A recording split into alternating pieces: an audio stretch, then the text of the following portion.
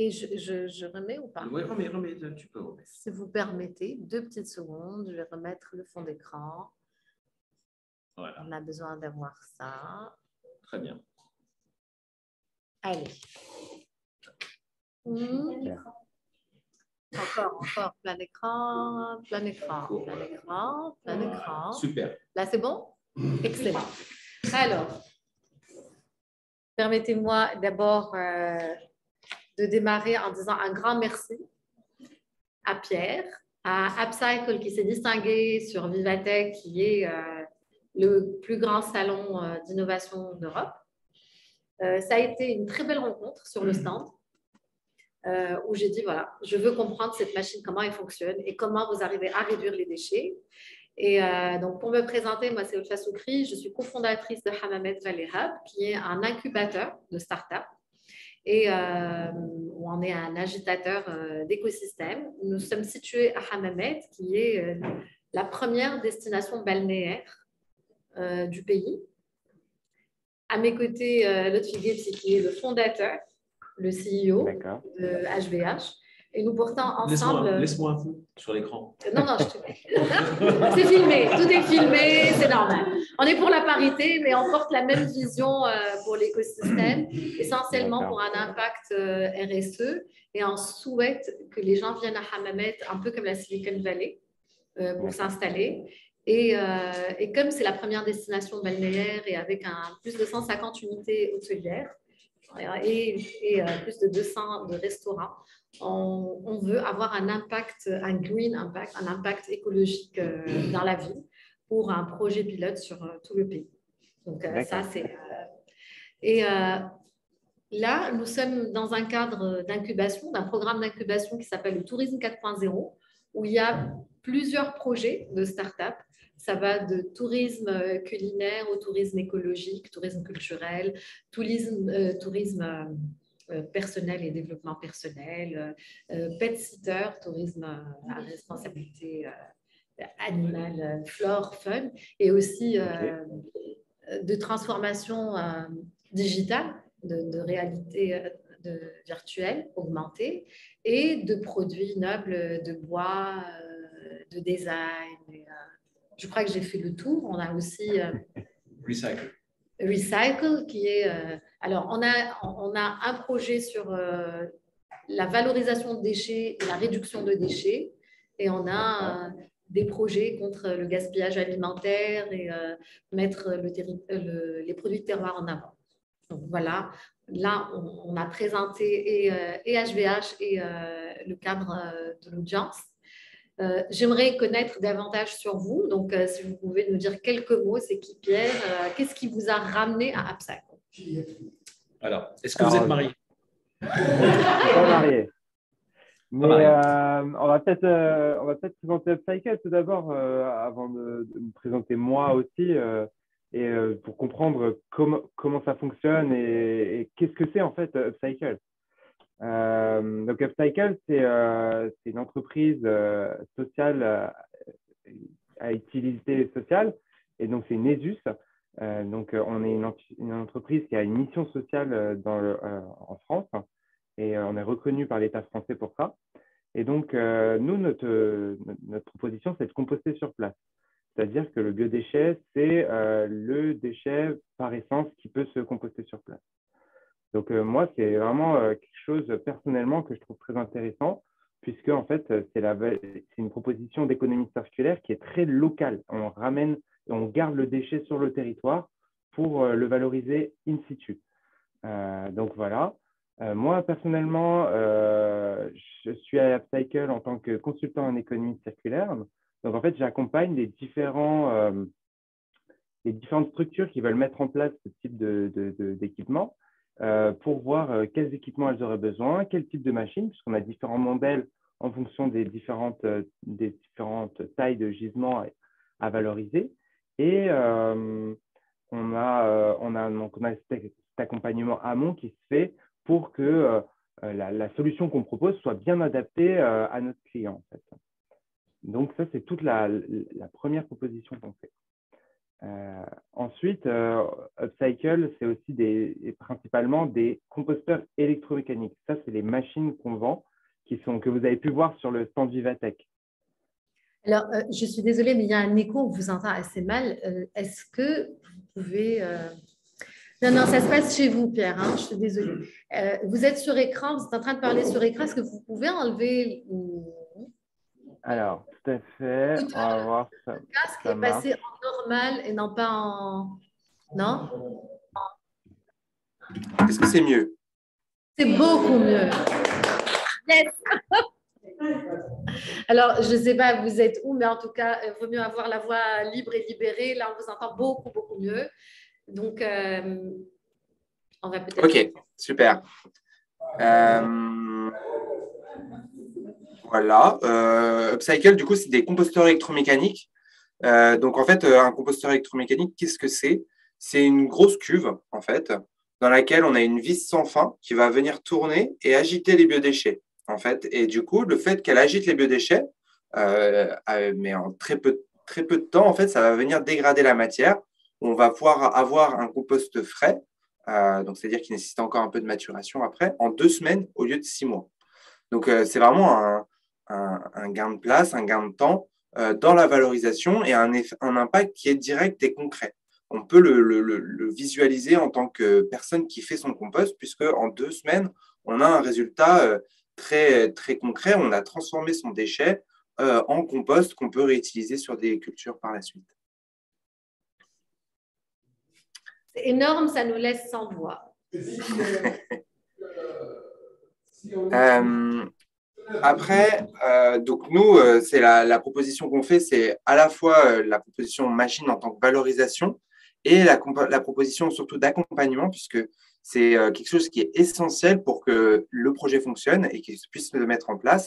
C'est-à-dire qu'on va accompagner à la fois en amont avec l'objet du travail que je réalise en tant qu'étude amont, mais aussi en aval pour que nos clients soient en mesure de composter et de savoir utiliser nos machines. C'est-à-dire qu'on va leur apporter une formation, on va leur apporter tout un savoir-faire sur l'opération de nos machines pour qu'elles soient en mesure de savoir elles-mêmes quelles recettes faire pour que le biodéchet se décompose correctement, que ça aille pour le mieux et qu'il n'y ait pas de casse-machine, qu'elles sachent utiliser en fait tout ce système et le mener au mieux pour atteindre les meilleures capacités du process. Alors, si je comprends bien, le service qu'offre Upcycle, il y a différentes machines pour la transformation et valorisation, mais il y a aussi une partie d'appui technique. C'est ça. Que vous donnez pour les… Alors, dites-nous, c'est qui les clients pour vous? Alors, il y a 3 grands types de clients. Il va y avoir des personnes qui sont sur site, donc c'est-à-dire qui, par exemple, des hôtels comme ce que vous avez chez vous, des hôtels qui ont des cantines, des services de restauration, des selfs, ce genre de choses, et qui vont produire des déchets sur place. Et habituellement, ces déchets sont collectés via des camions poubelles ou des choses comme ça, et ils sont emmenés dans des centres d'incinération, d'enfouissement, ou alors quand ils sont valorisés en plateforme de compostage ou de méthanisation, par exemple. Et nous, ce qu'on propose, c'est de le valoriser directement sur place avec nos machines. Il y a aussi notre système plus proposé pour des entreprises qui voudraient s'équiper et développer une activité de compostage sur leur site. Donc, on leur apporte l'outil qui leur permet de faire du compostage sur site de manière maîtrisée. C'est-à-dire qu'on va avoir la machine qui maîtrise les nuisances à l'intérieur. Ça va être dans un système fermé. Et donc, on va pouvoir avoir un outil clé en main à donner à ces entreprises pour qu'elles puissent réaliser des opérations de compostage en étant très peu experts à la base. Et le 3e système qu'on a, c'est le compostage de quartier. Donc, ça, c'est plus à destination des habitants, où là, on va avoir un système un peu plus différent, dans le sens où on va ajouter une collecte, mais une collecte de proximité. C'est-à-dire que notre plus grosse machine qui traîne jusqu'à 120 tonnes par an, on estime que ça va desservir un quartier de 10 000 habitants, en fait. Et donc, on va plus être à l'échelle d'une ville entière où on va avoir une énorme plateforme de méthanisation ou de compostage pour l'ensemble de la ville, qui peut être situé très à l'écart des villes pour limiter les nuisances que ça peut occasionner. Mais on va ramener les sites de traitement à l'intérieur de la ville grâce aux machines qui contrôlent les nuisances. Donc, on ne va pas avoir de gêne occasionnée, ou du moins très, très peu, vis-à-vis des riverains ou des habitants ou de tout ce qui peut être commerce ou choses comme ça autour des sites de traitement. Et donc, on va avoir une collecte qui va être très localisée, où on va faire très peu de kilomètres. Et donc, on va vraiment boucler cette boucle où on va produire du compost localement. Et ce compost, il va pouvoir être réutilisé dans la ville, sur des sites de production, par exemple d'agriculture urbaine, ou en proximité, en périphérie de ville, pour produire des légumes qui vont réalimenter la ville. Donc, on va vraiment boucler la boucle de l'économie circulaire. C'est très ambitieux tout ça. En fait, la value proposition, vous êtes sur 3 axes. Vous êtes sur l'axe de proximité pour le client. Vous êtes sur l'axe rapidité de compostage. Et vous êtes sur un axe de valorisation de déchets. Et le 4e, c'est vraiment une conscience, de conscientiser les gens pour trier et revaloriser. Alors, moi, j'ai 2 autres petites questions. C'est qui vos concurrents en France aujourd'hui? En France, on n'a pas de concurrents directs. Enfin, on a des concurrents directs, mais qui sont très peu développés. Donc, on est le premier fournisseur de matériel de compostage électromécanique. Donc, après, on a des solutions de substitution qui sont des concurrents plutôt indirects, avec des personnes qui proposent plutôt des collectes. Donc, c'est plus des personnes qui proposent un camion qui va venir chercher votre benne, qui va en enlever le contenu et qui va vous reposer votre benne et qui va s'occuper du traitement, et vous n'avez rien à gérer. Ça, c'est la concurrence plutôt indirecte. Voilà. Mais la concurrence indirecte peut être aussi une solution qui va générer d'autres problèmes de pollution, etc. Alors que là, c'est sûr qu'il y aura moins de nuisances. Okay. Et alors, une question, si possible. Aujourd'hui, on imagine un hôtel qui va générer X centaines de kilos de terreau, parce que l'objectif de cette machine, c'est de transformer tout ce qui est humide en sec et exploitable, entre parenthèses, végétal. Qu'est-ce qu'ils vont en faire, ces gens qui ont consommé? J'imagine un hôtel. Il y a des hôtels ici d'une capacité de plus de, on va dire, de 700 clients. C'est-à-dire, il y a 700 personnes qui mangent 3 fois. Ils laissent des choses. Il faut les transformer et ça va représenter tout de suite des sommes importantes de terreau. Dans l'hôtel, ils vont les garder, ils les vendent. Alors, ça va représenter environ une trentaine de tonnes, par exemple, à l'année, maximum de terreau. Enfin, de ce que vous appelez terreau, c'est plus du compost. On ne va pas être exactement sur du terreau, c'est un petit détail technique. Mais effectivement, on va avoir comme vous le dites, une certaine quantité de compost à gérer par la suite. Et c'est effectivement pas le métier premier du client qui va avoir cette machine à disposition. Ça, vous avez tout à fait raison. Mais ce que nous, on observe, c'est que quand on accompagne le client sur le début, où on va trouver avec lui les exutoires de compost qui peuvent être faits.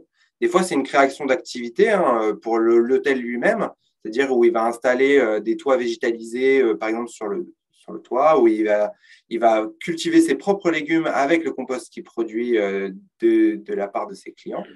Ça va lui permettre de produire des légumes à la destination de sa cuisine, par exemple. Il y a d'autres usages aussi qui peuvent être faits sur les espaces verts, sur tout ce qui est entretien des espaces verts. Et il y a aussi tout un phénomène en France, du moins d'agriculture urbaine, où on a des producteurs, des maraîchers, tous ces producteurs agriculteurs qui sont situés vraiment dans les villes, donc à proximité de ces machines de traitement, et qui correspondent dans la taille, dans la quantité de compost à avoir à la capacité de production de nos machines. Donc ça, c'est les différents exutoires qu'on trouve derrière ça. Puisqu'on parle de cycle, aujourd'hui, je fais une hypothèse. Hein. Donc, il y a des gens qui mangent aujourd'hui, qui laissent des déchets. On prend ces déchets, on les met dans la machine. Le lendemain, il y en a d'autres, on les met dans la machine. C'est-à-dire que la machine va continuer à être alimentée, entre parenthèses, en déchets organiques. C'est ça? Oui, tout à fait. Quand est-ce que le cycle s'arrête? C'est quand elle est pleine? Alors, vous pouvez mettre sur nos plus grosses machines, jusqu'à 330 kilos par jour. Et le cycle, il va mettre 15 jours. Et donc, de toute façon, on va le voir. En fait, vous allez remplir la machine et à un moment, elle va être pleine. Donc, on ne va plus pouvoir mettre de déchets. Donc, ça va arriver à saturation. Et de toute façon, il ne faut pas non plus trop en mettre. C'est un peu un apprentissage aussi. Et c'est pour ça qu'on accompagne nos clients à savoir comment on remplit la machine, qu'est-ce qu'il faut mettre, quelle quantité de structurants il faut mettre avec, quantité de copeaux de bois en fait, qu'il faut accompagner pour les biodéchets. Et donc, il y a effectivement, on ne peut pas mettre plus d'une certaine quantité dans la machine et au bout de 15 jours, ça ressort. Puisque, en fait, vous avez la vis sans fin qui va faire avancer au fur et à mesure la matière et qui va la faire amener jusqu'à l'autre bout du composteur. D'accord. Donc, ça veut dire que pendant que la machine est à saturation, il faut traiter le déchet autrement. Alors, en fait, comme on dimensionne les machines pour qu'elles soient adaptées à la quantité que vous produisez, normalement, si on a bien fait notre travail, il n'y a pas de souci de surproduction ou de débordement où on en aurait trop, effectivement. Et ça peut, effectivement, il y a toujours ce risque qu'on en ait trop et qu'on n'arrive pas à le traiter dans la machine. Très bien. Après, comme on dimensionne correctement, généralement, il n'y a pas ce problème. Il faut trouver d'autres exutoires pour nos biodéchets et aller, par exemple, faire une collecte avec des concurrents ou, par exemple, d'autres choses. Très bien. Donc, ça veut dire que vous avez des capacités de collecte, de différentes capacités de collecte, c'est ça? C'est ça. Il y a différentes tailles de machines qui nous permettent de s'adapter aux différents gisements. On va avoir d'une machine la plus petite qui est un composteur qui peut aller entre 10 et 25 tonnes par an. Donc, c'est entre 30 et 70 kilos par jour. Donc ça correspond à peu près à 400 couverts par jour. Et après, on va aller sur des machines qui vont faire 160 kilos par jour maximum et 330 kilos par jour maximum. Et donc, ces machines-là, on peut aller de 800 voire à 2000 couverts quasiment par jour. Ça dépend un peu de votre production. Donc, quand je dis des nombres de couverts, c'est un peu des choses à estimer aussi en amont. Et c'est pour ça qu'on fait toute cette analyse en amont pour voir si c'est bien adapté à vous. Il y a quelqu'un ici qui fait une petite grimace parce qu'il dit les Tunisiens mangent beaucoup et ils jettent beaucoup. Donc, il dit c'est une petite capacité pour la Tunisie. Parce qu'ils jettent beaucoup. Une petite capacité, je peux comprendre, effectivement. Mais comme on en met plein partout, et ben, au final, on rapproche vraiment la production de biodéchets de son exutoire. Alors, moi, j'ai une dernière question. Après, je laisse les autres poser. C'est le prix. Aujourd'hui, comment vous allez me convaincre, en supposant que vous êtes mon commercial, je suis intéressé par acheter une machine, quelle est la rentabilité de l'achat et comment vous allez, c'est quoi votre, entre parenthèses, votre pitch commercial pour concrétiser la vente de la machine? Si je vous dis que la machine est chère, qu'est-ce que vous direz? Alors, elle est effectivement chère. Et après, c'est un investissement sur le long terme, puisque en fait, nos machines, elles sont garanties 10 ans. En fait, on les conçoit pour qu'elles soient le plus résistantes possible. C'est un matériel écologiquement, nous, on n'a aucune vocation à ce qu'elle soit pas résistante et que vous en rachetiez. On veut que notre client soit satisfait du produit. Et donc, on l'amortit sur 10 ans. Donc, effectivement, c'est un investissement qui est conséquent sur le début. On est entre 40 000 et 200 000 euros en fonction de votre taille de gisement, du matériel dont vous avez besoin. Mais c'est un investissement qu'on rentabilise sur 10 ans. Et donc, en fait, comparé à une collecte que nos concurrents pourraient proposer, en fait, on va avoir des économies d'échelle au fur et à mesure qu'on utilise la machine. Puisqu'en fait, on va avoir rentabilisé notre machine au bout de 3-4 ans, par exemple. Et après, en fait, c'est comme si on payait plus de collecte. En fait, on a déjà payé l'ensemble du volume de collecte sur 3-4 ans et après, on ne paye plus. Comme si on prend d'un point de vue assez financier et comptable, en fait. Donc, c'est pour ça que c'est peut-être plus intéressant pour des clients comme, par exemple, les hôtels. Très bien. Alors, une toute petite question et je passe la parole à la salle. La machine, en fait, la valorisation des déchets organiques, il y a toujours un problème qui est la nuisance, aussi bien sonore, mais aussi les odeurs qui s'en dégagent. Alors, juste pour expliquer la machine, qu'elle est fermée et tout, moi je l'ai vue, donc je peux témoigner qu'il n'y a aucune odeur, même si c'était sur le salon. Est-ce que vous pouvez dire juste un mot pour qu'on se projette sur les qualités et les caractéristiques de la machine? Ça, Oui, première... Oui. effectivement, ouais. Les caractéristiques de la machine, c'est que c'est un système fermé. Donc, en fait, on va avoir une maîtrise des odeurs, même s'il y en a, hein, il ne faut pas se cacher de ça. Hein. On est quand même sur du biodéchet, donc c'est quand même le déchet fermenticible par essence, et donc on va avoir des odeurs. Mais du fait que ça soit un système fermé, en fait, on va avoir une prise d'air et des ventilations qui vont faire qu'on va faire passer l'air sortant par un système de destruction d'odeur qui va limiter l'odeur en sortie. Et le fait que ça soit un système fermé aussi, ça limite les odeurs qui sont liées à leur décomposition. Donc, en fait, on va vraiment pouvoir gérer ces nuisances et on va avoir aussi une gestion des nuisances plutôt de type rongeur qu'on peut avoir sur ce type de déchets. Et puisqu'en fait, on est aussi sur un système fermé, donc on ne peut pas avoir les nuisibles qui vont rentrer à l'intérieur et donc la décomposition se fait sans ces nuisibles-là. Parfait. Alors, je passe à la salle qui s'impatiente de poser des questions. Je suis obligée de faire passer l'écran à chaque fois. Venez là. Celui qui veut poser une question, il se met devant l'écran.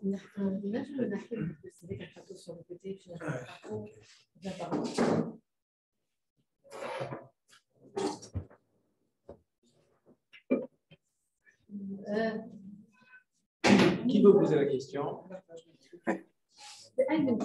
Qui veut poser, il y a juste Bonjour. Bonjour. J'ai une question. Comment vous faites pour sensibiliser les gens pour faire le tri? C'est une question qui est super importante, effectivement. C'est quelque chose qu'on rencontre dans les villes chez les habitants et à la fois dans les opérateurs qui font le tri sur les plateaux, par exemple en fin de repas. Comment on les fait pour les sensibiliser? C'est surtout de la communication et de la communication répétée et vraiment une simplicité dans le message. En fait, il faut que le message soit le plus clair et concis pour que ça soit vraiment intelligible par la personne en face. Après, on peut utiliser aussi des systèmes de nudge qui utilisent les biais comportementaux pour faciliter ce geste de tri. C'est-à-dire qu'on va s'appuyer sur, par exemple, des biais comment dire, de comportement sur l'aspect, par exemple, émotionnel de la chose. On va récompenser, par exemple, le geste de tri par, on pourrait imaginer plein de choses, du sac de terreau qui est issu de la production des biodéchets, des sacs ou des goodies, par exemple, ou des choses comme ça qui sont liées à l'acte de tri. Une autre question. Est-ce qu'il y a un système qui empêche les déchets qui ne sont pas végétaux d'entrer dans la machine par accident ou par un autre moyen? Oui, tout à fait. Alors, en France, ce que nous, on fait et qui est obligé par la loi, c'est que sur les sites de traitement comme ça, on est obligé de faire un surtri. Donc, c'est-à-dire que entre la phase où on va recueillir le biodéchet sur la plateforme et la phase où on va le mettre dans le composteur, on est obligé de déverser notre biodéchet sur une table de tri où on va avoir un opérateur qui va venir regarder s'il n'y a pas des mauvais intrants. Effectivement, des cuillères ou des choses comme ça qui peuvent être passées au travers des mailles du filet, des plastiques ou des choses comme ça qu'on retire avant d'entrer dans la machine pour pas que il soit broyé et que ça soit réduit en particules fines et que ça pollue le compost in fine. Donc, ce n'est pas le client qui met directement les déchets dans le composteur? Ce n'est pas les clients qui…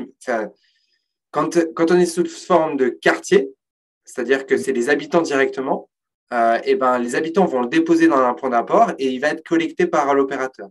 Quand c'est, par exemple, pour un hôtel, où là, la production est faite par le client lui-même, ça va être l'opérateur, par exemple, de votre hôtel, qui va être en charge de la gestion du composteur. Donc, il va prendre les bacs de collecte qui sont dans les cuisines et va s'en occuper ensuite pour les mettre dans le composteur.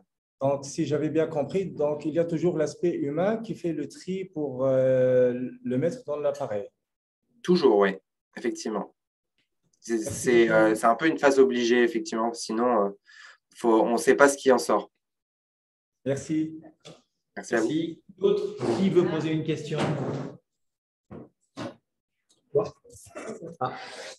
Notre spécialiste, zéro déchet, zéro poubelle, zéro déchet, zéro plastique, excuse-moi, zéro plastique. Zéro plastique. Bonjour Pierre. Bonjour. Je souhaite savoir votre modèle économique.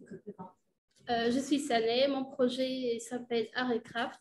C'est une plateforme e-commerce qui fait la production des biens durables. Donc, on découpe laser. D'accord. Et donc, votre question, c'est de savoir notre modèle économique? Oui, en fait, vous êtes une industrie, donc vous vendez les machines de compostage ou bien vous faites le compostage auprès des hôtels Alors, nous, on n'opère pas nos machines directement. C'est nos clients qui opèrent les machines. Donc, nous, on est juste vendeurs de matériel, entre guillemets, et vendeurs de services.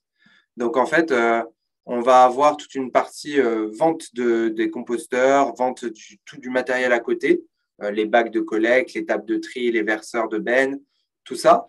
Et après, on va avoir un système de service où on va accompagner le client. Et ça, c'est aussi notre modèle économique. Pierre?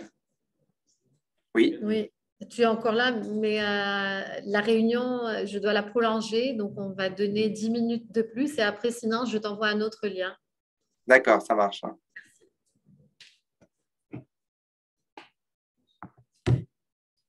merci pour la réponse. Merci. Riva, tu vas poser des questions. Ça, c'est la question la plus difficile. Hein. Allez-y. Présente-toi. Je m'appelle Rida Zarouni. J'habitais la Suède jusqu'à il y a 3 mois et je suis rentré un peu, je me suis resté un peu plus à cause j'essaye de faire quelque chose pour Hammamet, cette ville-là, pour l'environnement. Parce que les poubelles sont tous ensemble, le PET, le verre, les batteries, tout est ensemble dans le même temps, qui tombe par terre avec les chats, les chiens, et je ne sais pas par où commencer. Vous ne savez pas par où commencer? Non. Ok. Moi, de ce que Olfa m'avait dit, c'est que dans les poubelles, dans les caractérisations qui ont été faites sur les poubelles en Tunisie, il y avait près de 68%, si je me souviens bien, c'est ça, de biodéchets? Tout à fait. De déchets organiques.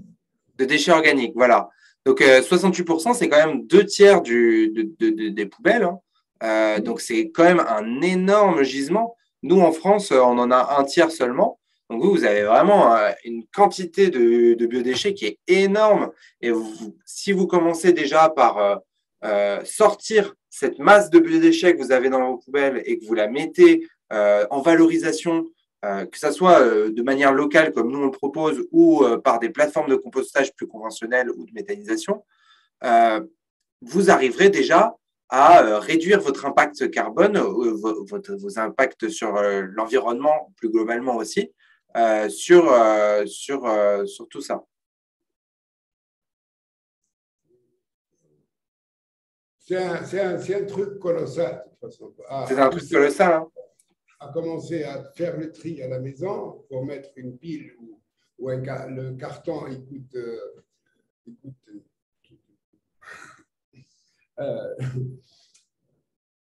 le carton, combien ça coûte la tonne? Il est pas. Chaque matin, je vois des centaines de poubelles qui sont à moitié remplies avec des cartons qui ne sont pas pliés. Donc, la poubelle se remplit avec des cartons vides qui ne sont pas pliés. Au moins, si on les plie, il y aura un pauvre, quelqu'un qui va les chercher. Donc, c'est un peu le verre. On jette les bouteilles de vin aussi. Avant, c'était cautionné. Organique.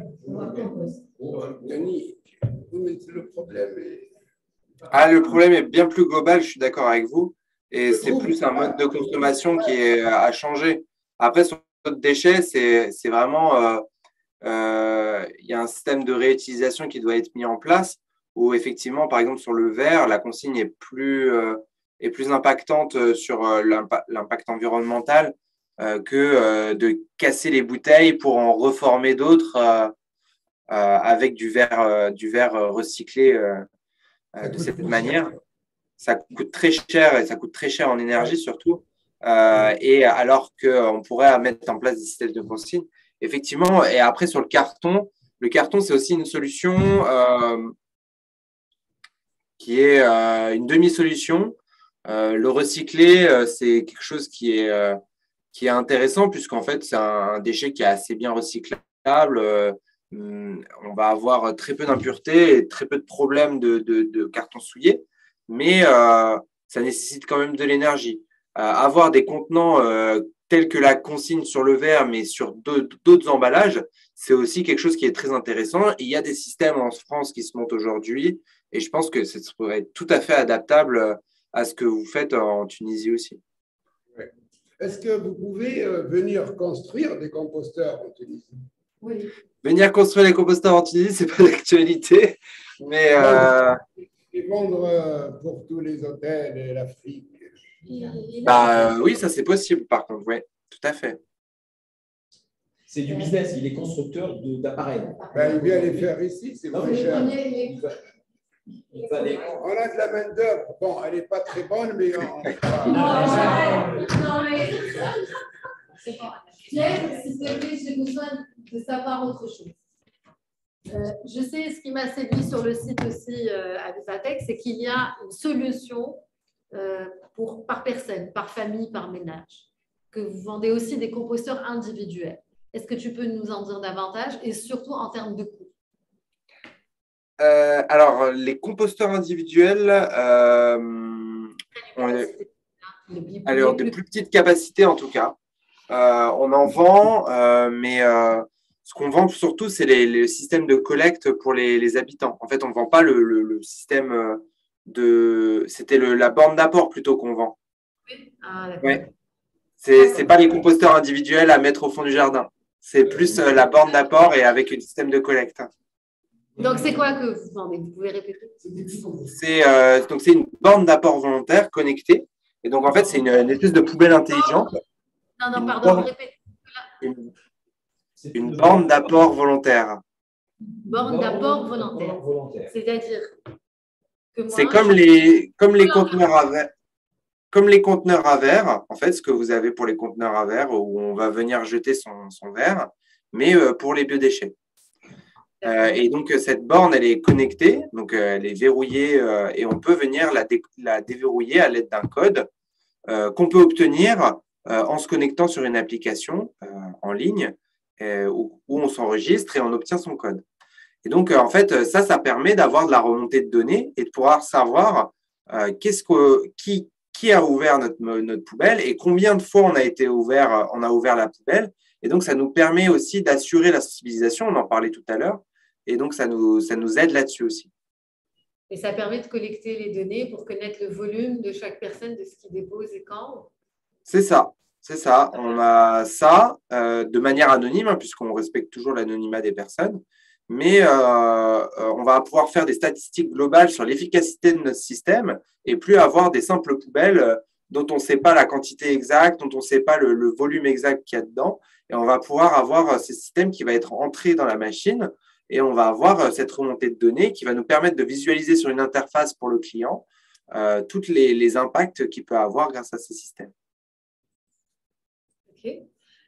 Alors, j'ai vu que vous avez pas mal de partenaires. Il y a Suez, il y a aussi bien privé que public. Alors, Comment vous avez réussi à les convaincre et combien ils produisent par an, à peu près? Alors, comment on a réussi à les convaincre? C'est une vaste opération. Après, c'est surtout la proposition la proposition économique et environnementale, puisque en fait, l'un ne va pas sans l'autre, et sociale aussi, puisque en fait, le but, ça a été d'avoir un système qui soit environnementalement viable, mais à coût économique acceptable aussi, puisque l'un ne va pas sans l'autre, et il faut que le système qu'on propose soit aussi compétitif qu'un autre système de compostage traditionnel ou d'autres valorisations traditionnelles. Donc, c'est comme ça que nous, on s'est démarqué auprès de ces grands acteurs et qu'on a réussi à les séduire.